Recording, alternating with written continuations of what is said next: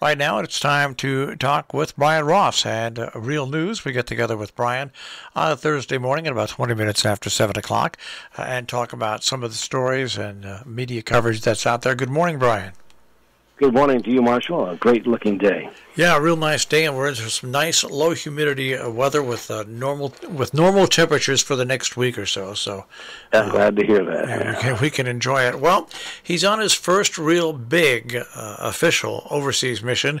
That is President Biden going to the G7, and already on the way there, set some pretty high goals. One is, of course, tackling the problems with Russia and Putin. But also trying to get the U.S. back into the mix worldwide.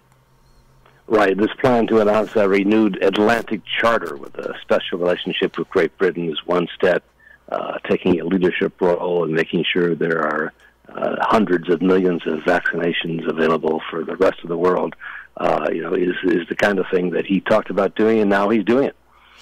Yeah, and we'll see what happens with his meeting with Vladimir Putin and all, but it's a total different look for the United States. I won't say total, because I think before President Trump, who handled the office different than any other person in the history of this country, the United States appearance at worldwide meetings like this was pretty standard, whether you're Republican or Democrat. But I think it must be a little bit of culture shock back for these folks, especially after a year of pandemic, to see the United States trying to get back into the leadership role in the world. Well, instead of attacking our allies and supporting Putin, it's the other way around for this president. And I think he's making it clear this is not the Trump presidency, and whatever damage was done to our relationship with our allies, he's trying to undo. And part of this really is preparing a position to take on China, essentially. Yep. If the relationship between the U.S. and Europe and our other allies is strong, that makes it easier for us to deal with China, us being the rest of the world. All right. So now, something that's pretty amazing to me, and I think you find this as an investigative reporter especially. We, of course, had the hack on the pipeline, and then we found out that money was gotten back by this country because we had set up a way to find out how to get into those global currencies, the Bitcoin. But you also had the meat plant, which was hacked, and they paid $11 million in ransom. But then you had international authorities cooperating with a fake way to get information real time from criminals who thinking they were on an encrypted network. I mean, those three stories just come together, especially the Absolutely. encrypted. Especially the encrypted.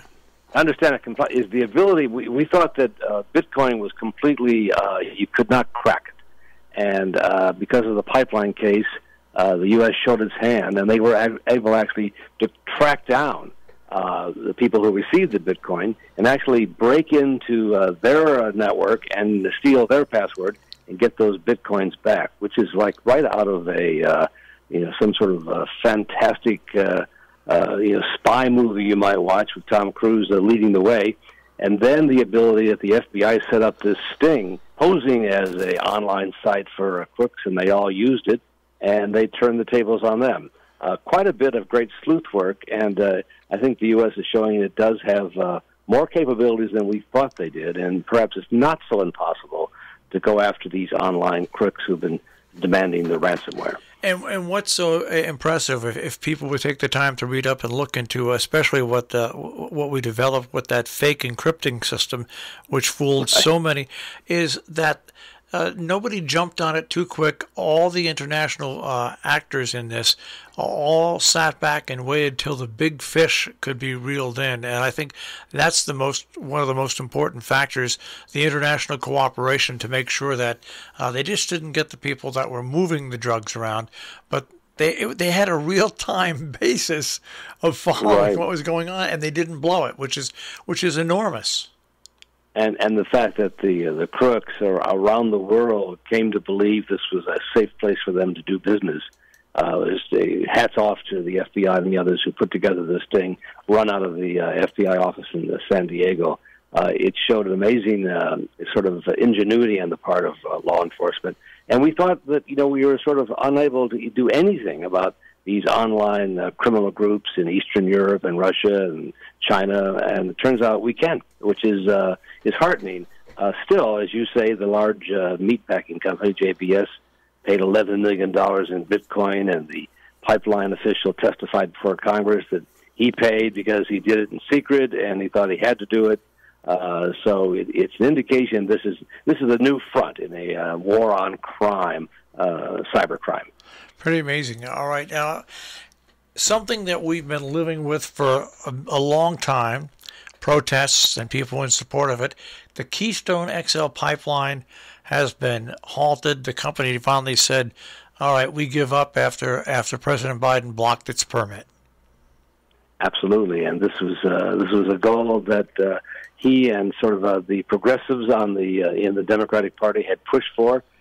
Some say it's going to cost 48,000 jobs, but that project now appears to be dead. It had new life under Donald Trump, and now it is dead. And that's just an indication of the clout, really, of progressives still in the Biden administration. And, while they may have victories there, they're not getting many victories on Capitol Hill. Executive action, yes. On the Hill, not so much. It's going to be that way. I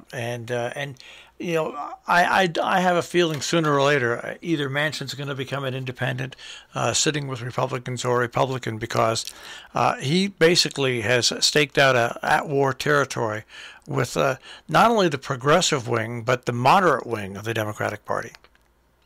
Well, it's difficult. It's a Big Ten for the Democrats. That's all that they have to have that to get the majority. I mean, as much as they may at the moment come to despise Joe Manchin, he is absolutely essential to the fact that Chuck Schumer is the majority leader. Without his vote, the agenda goes back to Mitch McConnell. So they have to hold their nose and somehow find a way to deal with Joe Manchin, a lifelong Democrat. Unless the Democrats really push him out of the party, he's likely to still be there. And he represents a state that voted for 69% of the voters there voted for Donald Trump. Every member of Congress at some point votes their home constituency, and that's what he's doing.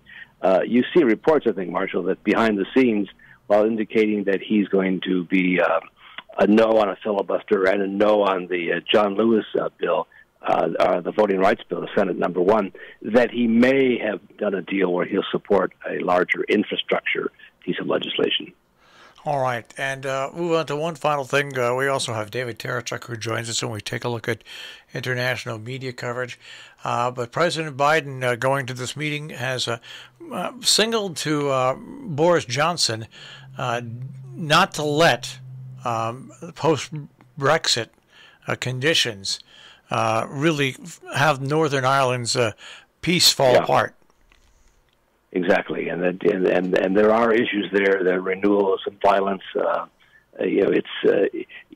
a lot on his plate that is probably in some ways for him a relief not to deal with Joe Manchin and Mitch McConnell back home. As all presidents find, it's easier to deal with overseas international issues in many cases because there, again, executive action can take place. And as you say, and you're just saying, Marshall, I think that that's what Donald Trump did. He did a lot of executive action. He couldn't get Congress on certain issues, and that'll be the same for this president. And that perhaps is the new way of presidential, show of authority is through executive actions. They only last for the terms of the administration. They can be undone. But that's what we're looking at here as the Biden agenda is in peril because of Joe Manchin, and he can't even get 50 votes in his own party. So what's he supposed to do? Well, I want to come back locally. Quite a week for you folks at the Hotchkiss Library in Sharon with a couple of really dynamite presentations that hit just at the perfect time with all that's going on in this world. I mean, really two great authors in a row. Oh, it's amazing, and great response from our patrons at the Sharon Library. As you know, I'm on the board there, and I hosted a week ago Barry Meyer for his book Spooked, which I think you talked to Barry as well, and that was a great turnout. Then Peter Steiner, the cartoonist, the novelist, on board with us, and we're going to take a little bit of a breather because we're preparing to get ready for construction on an addition. So the library will be finding a new location to be announced soon. Well, that's all exciting news, and then hopefully a year from this August, we'll get back to having that incredible. I think, which is it's a big event for Sharon, but I think it's a big event for the Northwest Corner. It's one of the biggest events really, and that is the Under the Tent book signing that of course the pandemic affected last year and this year. Yeah, it is our flagship event. It is a great time for all of Sharon and a reminder of all the talented people who live in our part of the world who come, sign the books they've written, speak at private dinners afterwards. A great event, and we're already thinking about how it's going to be in 2022 with a sort of an enhanced library, a new way, an easy way for people that need handicap access to get into the library and take full advantage of it. It's going to be a great year for the library.